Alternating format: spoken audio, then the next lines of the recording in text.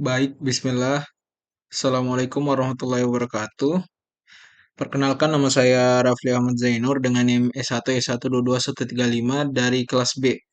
Jadi pada video kali ini saya akan membuat video mengenai penjelasan tentang apa itu subnetting dan juga seperti apa struktur dan juga lebih lanjutnya saya akan jelaskan di sini. Oke, langsung saja kita masuk ke penjelasannya. IP address and subnetting. Nah, yang pertama itu adalah Internet Protocol IP, alamat IP. Internet Protocol Address atau yang disingkat IP, nah digunakan sebagai alat dalam hubungan antar host di internet. Nah, sehingga merupakan sebuah sistem komunikasi yang universal karena merupakan metode pengamatan yang telah diterima di seluruh dunia.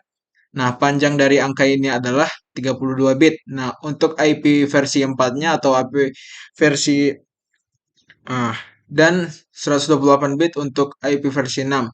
Nah, yang menunjukkan alamat dari komputer tersebut pada jaringan internet berbasis TCP atau IP. Nah, kemudian kita lanjut.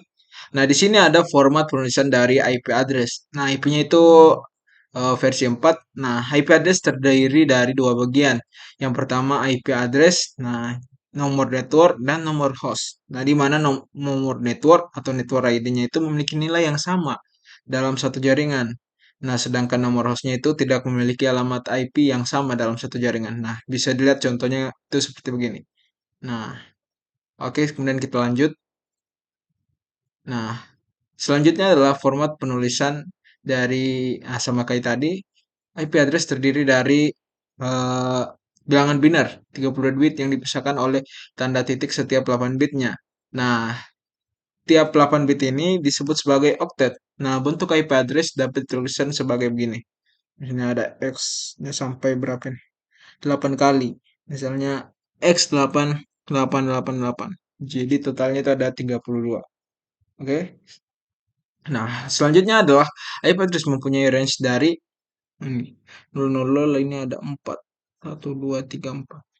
Nah, sampai 1. Ah, ini juga. Karena bilangan biner itu susah untuk digunakan, maka sering ditulis dalam bilangan desimal. Nah, selanjutnya setiap bilangan desimal merupakan nilai dari satu oktet IP address. Nah, desimal. Nah, seperti begini. Selanjutnya kita lanjut. Sabar, kita iklannya. Oke, kemudian kita melanjut ke jenis-jenis alamat dari IP versi 4.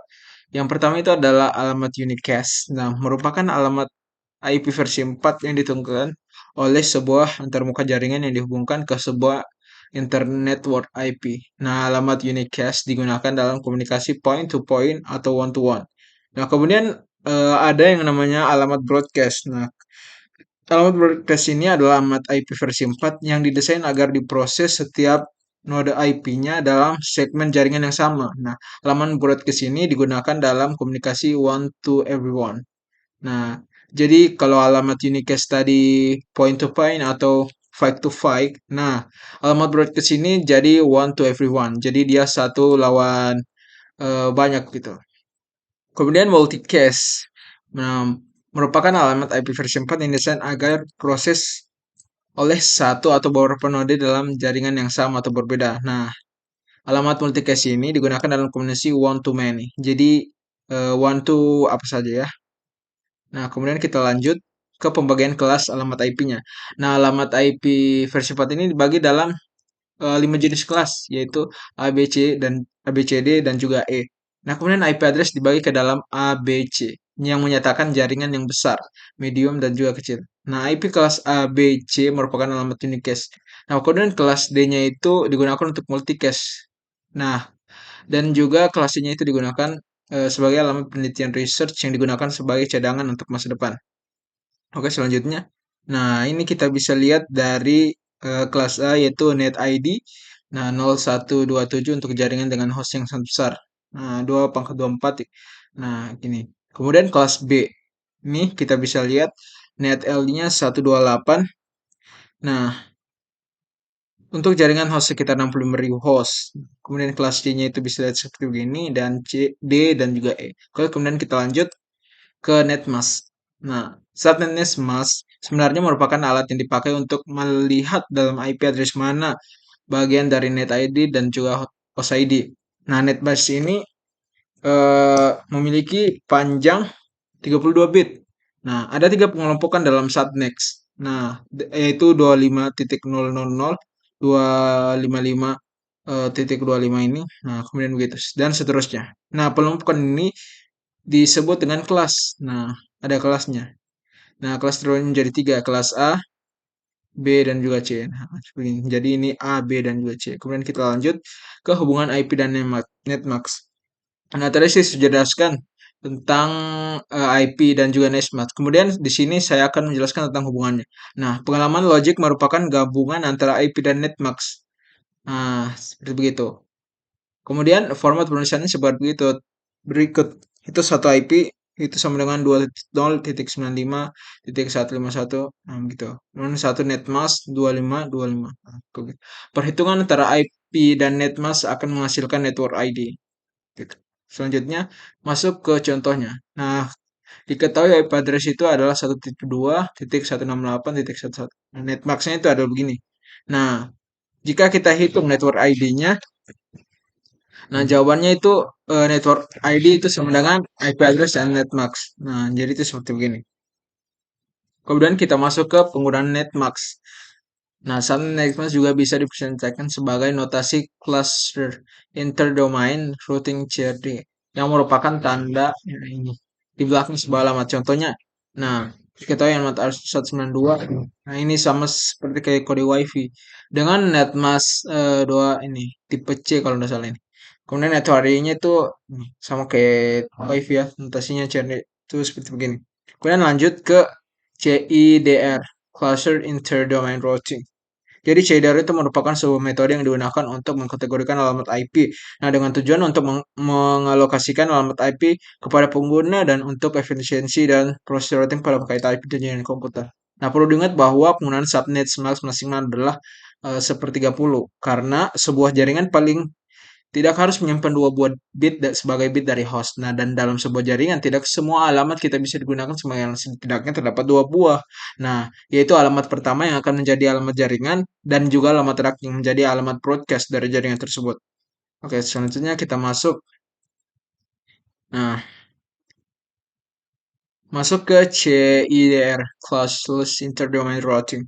Nah, jadi sini ada subnet masknya CIDR, subnet mask CIDR. Nah, kemudian ada yang 192.0. Nah, CIDR-nya itu di 1/10. Nah, sebenarnya masih seperti begini dan juga CIDR-nya seperti begini. Nah, kemudian ada lagi 2.5 kosong sampai 12. Nah, sampai 23 seperti begitu.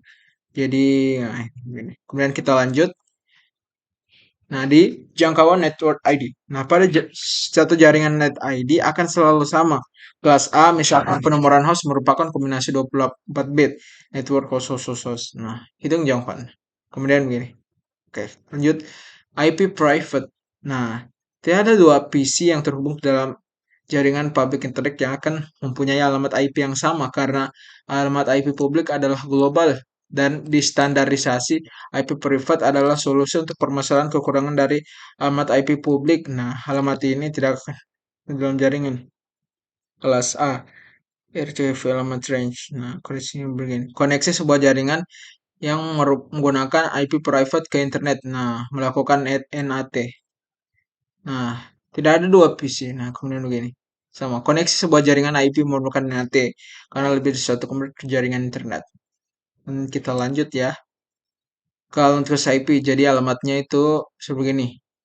Nah, kalau alamatnya ini kegunaannya sebagai localhost. Jadi H semua nih ke semua host dalam network ini broadcast. Yang ini broadcast tipe D kalau nggak salah nih. Kemudian private network kelas A, kemudian private kelas B dan juga C. Oke, kita lanjut. Di Automatic Private IP Address atau APIPA. APIPA adalah salah satu fitur sistem operation Microsoft Windows yang secara otomatis memberikan alamat IP pada range berikut. Jadi dari 169.254.0 sampai 169. APIPA itu digunakan untuk jaringan kecil yang tidak terkoneksi ke internet. Nah, melainkan terkoneksi peer to pair antara computer dengan computer lain tanpa adanya server DHCP. Nah, pipa ini menggunakan IP address kelas B. Jadi apa tadi 2.5 2.5. Lanjut ke alamat loadback. Nah, IP loadback merupakan alamat IP yang diluluskan ke perangkat lunak untuk mengakses host itu sendiri. Jadi interface loadback merupakan interface logical yang berupa virtual. Nah, IP loadback tidak akan down karena IP tidak menghubungkan ke suatu tertentu atau interface-nya, sehingga interface ini merupakan interface yang paling stabil. Nah, IP loopback mulai dari 127.00 hingga 127.255.25. Nah, tapi normalnya itu begini. IP dikhususkan untuk alamat. Kemudian kita lanjut ke tentu alamat IP netmask. Oke, ini semua. Kemudian kita masuk ke subnetting. Nah, subnetting adalah teknik memecah suatu jaringan besar menjadi jaringan yang lebih kecil dengan cara mengorbankan bit host ID pada subnet mask untuk dijadikan network ID baru. Nah, subnetting hanya dapat dilakukan pada IP address kelas A, IP address kelas B, dan juga IP address dengan subnetting akan menghasilkan beberapa network teman tetapi mengurangi jumlah mesin host yang ada dalam tiap network tersebut. Nah, kemudian kita lanjut. Nah, ke proses subnetting. Yang pertama itu menentukan jumlah subnet yang dihasilkan oleh subnet mask, kemudian menentukan jumlah host per subnet, nah, kemudian menentukan subnet yang valid, keempat alamat proses subnet host yang nah, kemudian lanjut ke kasus satu. Nah, misalnya begini, misalkan di sebuah perusahaan terdapat komputer host tanpa menggunakan subnetting, maka sebuah komputer sebutkan ke dalam misalnya tunggal. Misalnya kita gabungkan IP address kelas C dengan subnet mask default. Perincian sebagai berikut. Network perusahaan, alamat jaringan, host pertama, host terakhir, dan broadcast address. Misalkan di perusahaan terbagi divisi dan berbeda. Jadi kita memecah dua buah subnetwork. Network divisi A, subnet host pertama, host terakhir buat Batrix, server divisi. Alamat jaringan subnet B, host pertama. Terdapat dua buah subnet mask. Nah, kemudian kasus dua itu ada seperti begini. Kemudian, nah, jaringan kelas C terdapat 24 host subnet kelas. Nah, XX 192. Nah, 2 bit untuk subnet terdapat 6 bit untuk cross valid host broadcast per subnet. Nah, subnet X. Nah, subnet X-nya itu seperti begini, alamat ID subnet pertama. Oke. Kemudian lanjut ke kasus kedua itu seperti begini. SH empatnya begini, A kemudian begini, BC.